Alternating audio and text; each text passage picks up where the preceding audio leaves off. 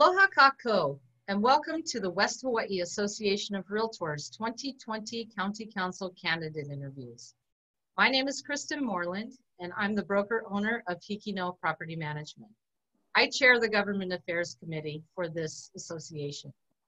Our committee extended the opportunity to participate in our interviews to each candidate who filed.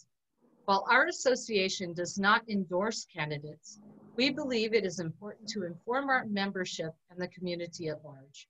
This is an opportunity for the candidates to answer questions related to real estate and real property rights as they pertain to the candidate's platform and policies. Our interview will consist of a brief introduction of the candidate, and then we'll have an opening statement. That will be followed by 6 questions. Each response is timed to 2 minutes. Then we'll invite the candidate to give a summary, and we will conclude. This interview will be conducted by Tanya Power from Windermere CNH Properties. Tanya is a member of the Government Affairs Committee and is the former chair of this committee. Now let's meet the candidate. Jane Clement is a candidate for County Council District 7. At this time, we welcome candidate Clement to give us a 1-minute opening statement. Candidate? Thank you very much, Kristen and Tanya, and thank you for this opportunity to talk to you today. Again, my name is Jane Clement. I am a candidate for County Council District 7. I am a new candidate, but I am not new to county government. I have gained valuable experience in the legislative process and how our county government works when I was legislative assistant to then council chair, now our state senator, Drew Kanuha. When I arrived here years ago, this community have shown me aloha spirit in big and small ways. And I am making it my mission now to reciprocate that and show my aloha spirit to this community that I deeply care about. I have been in this community for about 15 years now, and I am very much involved in various boards and commissions. I have been caring for this community for a long, long time. Up until recently, I was the president of the Kailua Village Business Improvement District, and I served on the Government Affairs Committee of the Kona Kohala Chamber of Commerce. And I have been, I am still very much active in a lot of boards and organizations to this day. Mahalo, candidate Clement. And now let's get on to our questions. Tanya? Jane, thank you for joining us today. Our question number 1, the International Energy Conservation Code, commonly known or uncommonly known as the IECC, was instituted with amendments last year by the County Council. An unintended consequence for residents of Hawaii Island is that the IECC and Hawaii County Code combined impose unreasonable expense to homeowners for minor modifications to their homes. If elected, how would you go about modifying the code to correct the burden it places on Big Island property owners? Thank you for that question, Tanya. I think the intent behind it was good, but I think our county maybe overreacted a little bit with the addition of this policy. It is, with this climate change that we are experiencing right now, you know, we are going to experience hotter and hotter temperatures in the summertime, and people will look for some relief in the form of air conditioning and whatever. But I think our county has some legitimate concerns in possible fire hazards. And of course, we want to be able to conserve energy and use as less energy as possible. But we also need to have sensible, practical policies that that is enforceable and that will not make an additional burden to our property owners, to our homeowners. There are unintended consequences, and this is why I'm advocating for everything that we do and every policy making that we do. I really think that we should always reach out to the different sectors to sit together and talk about this. Anytime that we make decisions that affect and impact people's lives, I think we need to have thoughtful discussion first. To me, team approach, collaboration is very important, especially when making decisions that have unintended consequences. Thank you. Our second question today is on workforce housing. Agrees that there's a need for more affordable housing on the Big Island. Workforce housing brings families closer to their jobs, alleviates traffic congestion, and promotes healthier families and communities. To develop and support workforce housing if elected? I do. So the combination of stagnant wages and ever-increasing costs of our housing rentals have really significantly created an acute acute housing affordability issues for many of our people.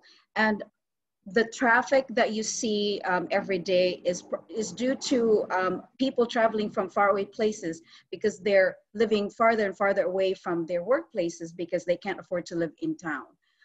We do need, and I will support workforce development when I'm elected council member. But we also need to do something about our permitting process, because I think that is what has been impeding, for the most part, developments of any infrastructure or housing developments of any kind, really. I am glad that our county is doing something about it right now, but there's a lot more work to be done. And again, I would, when during the Mayor Kinoy's administration as mayor, he instituted this design center where everyone comes together every Tuesday, planners and inspectors from the planning department, public works department, the fire department, and look at all of the applications and move permits that way. I would support something like that to get things moving. And so that projects like workforce housing and affordable housing can move forward expeditiously. Excellent, thank you. Our next question is on the reopening. Hawaii Island has been very successful in avoiding the COVID-19 virus. What do you identify as the 3 most important actions the council could take to support the safe reopening of the island's economy? So we have been blessed here on Hawaii Island that our people are, for the most part, listening and doing all the safety protocols that our state and our county are mandating. But the health and safety of our people is paramount and should be our top priority when taking any actions regarding reopening of our economy. But as you know, there has been so much confusion between the state mandate and county rules. There has been so much confusion as to what we can and cannot do, what we can or cannot open. I think, and I have not really seen this done quite yet, but in order for us to have a clear direction moving forward, I really feel that we need to bring people together. Again, it has always been my theme: collaboration, team effort, team approach. We need to bring the right people together to dialogue and raise issues and ask questions before policies are adopted, because we need the experts to tell us if the right people are at the table and help us provide the guidelines in how we can safely reopen, then everybody's invested, and we can ensure that the policies are understandable and can be practically implemented, and then everybody has ownership of it, and everybody, so no one's going to be complaining about decisions made, because it's a decision that was made collectively. And I really feel that we should have some sort of task force that involves government and nonprofits and businesses and faith-based communities, the public health people. If we just come together and figure out this plan together and get the guidelines, put together the guidelines, I think we'll be okay. Excellent. The next question is a two-part question on short-term vacation rentals. Mm-hmm. I'm gonna give both of you both questions to you, and you can answer them as you like. Sure. What is your position on enforcement of the short-term vacation rental ordinance? And two, do you think the state of Hawaii should interfere with Hawaii's county home rule and pass legislation to dictate short-term vacation regulations? Okay, so I do support STVRs. I think anyone who owns a home, who wants to operate it as an STVR should have the right to do that. I know some of our family members are doing that to support their families and to earn additional income to help pay for mortgage and bills and whatnot. But I do also support some regulations of it, right? Do I think that the state of Hawaii should interfere in Hawaii County's home rule and pass legislation?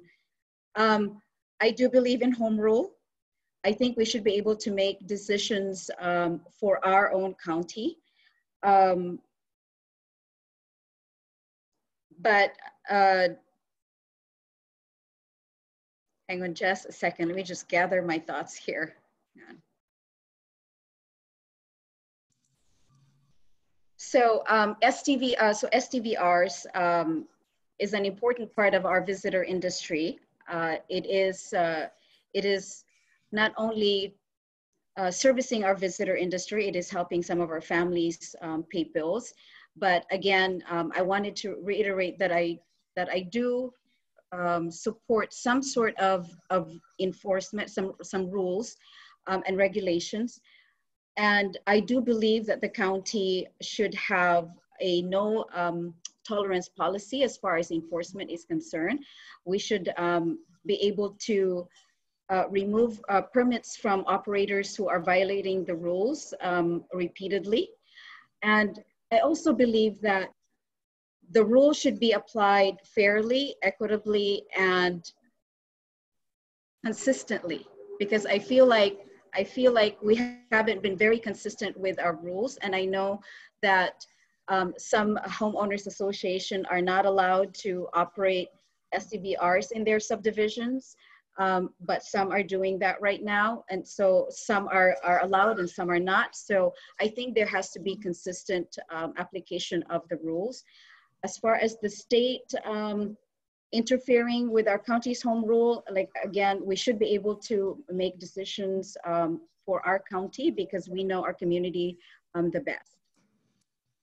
Excellent, thank you. Our next question is on taxation. Increasing real property taxes is a short-term fix and may continue to drive people out of the state. What are some of your long-term plans to help generate new sources of revenue for the county that doesn't include raising real property tax? So for as long as we live beyond our means, we will always going to suffer from budget shortfalls. And balancing the budget solely by increasing taxes or creating new taxes is not only bad policy, but it's not sustainable. So 63% of our county's budget comes from, or county's revenue comes from real property tax collection. So I feel like it would make sense that we support development of new, support new development so that we can expand our tax base, right? But again, we need to be able to work with the administration and appropriate county agencies to make our building permitting processes more efficient, to encourage investment in existing and new development projects. There is also a great opportunity in the renewable energy market. It has accounted for $928 billion of revenue in 2017. And with our Hawaii goal to generate 100% clean energy by 2045, I think there's a tremendous revenue generating opportunities in the renewable energy sector. And I will support policies that will encourage renewable energy development that provides revenue to the county and savings to our residents. I also would like to look into expanding our agriculture industry. Hawaii County is home to some of the country's premium produce. So I think we need to look into value-added agriculture as maybe part of a new industry and another way of creating revenue for the county. Excellent, thank you. My last and final question is on infrastructure improvement. Yes. There was a sewage spill in Kailua Bay recently that closed the bay. I know. We need infrastructure improvements for wastewater systems, both in the residential and commercial real estate sectors. Assessing the individual homeowner for the cost is one option. What will you do in the next 2 years to move the county forward in upgrading the county's wastewater system? Okay, so one thing I learned when I worked as a council legislative assistant for Drew, I found out because I'm not from this community. I moved here about 15 years ago, so I'm not very familiar with the infrastructure of the older subdivisions that we have here. And then I found out that some of our communities don't even have sewer lines. Some don't have water lines. And so it is a very big problem for us. And as you know, infrastructure projects are very, very expensive to do. And it does come with a cost to the residents, like the sewer improvement district, for example, that we started, Drew and I started at Lonokona. So what we need to do really is find grant opportunities with the federal government and the private sector, possibly, if that is possible, to fund some of these big infrastructure projects. And it's really not an option for us anymore. We have to upgrade our infrastructure because look at what happened with the spill. Our system is aging, and so this is not going to be the first time nor the last time that it will happen. We will continue to have these issues, and we have to address it sooner or later. But upgrading our county's wastewater system also has been an issue that we have been dealing with for years and years and years. As a council person, I will work with the administration to make sure that we can move the project forward, especially the Kealakahe wastewater system that's been in the books for so long. We gotta get the funding for it. We just really need to commit to doing it. That's really it. Regardless of how we can get the funding, we just need to commit to do it because it's not doing any good for our environment. Thank you. We'll give you this next 30 seconds to tell us why we should vote for you. Oh, okay. Well, again, thank you for this opportunity. Over the past few months, we've experienced an unprecedented shift in our way of life. The way we live is different. The way we work and study has changed. Even the way we socialize and connect with each other looks very different these days. But we are a resilient community. We always have been. We can get through this together. But the future that we want will require true collaborative leadership and tireless dedication and action to improve our economy, to solve our housing crisis, and to spend our tax dollars responsibly. So that's my I'm fully committed. I pledge my full commitment to those priorities and to you. And so I humbly ask for your vote, and thank you so much for this opportunity to talk to you today. Mahalo, candidate Clement. We appreciate you and interviewer Tanya Power for your willingness to participate in our program. We wish you the best on Election Day. Thank you. To our audience, mahalo for tuning in. Don't forget that primary election ballots will be delivered by July 21st for the August 8th primary. The general election is November 3rd. Mahalo for watching, and please vote. Aloha.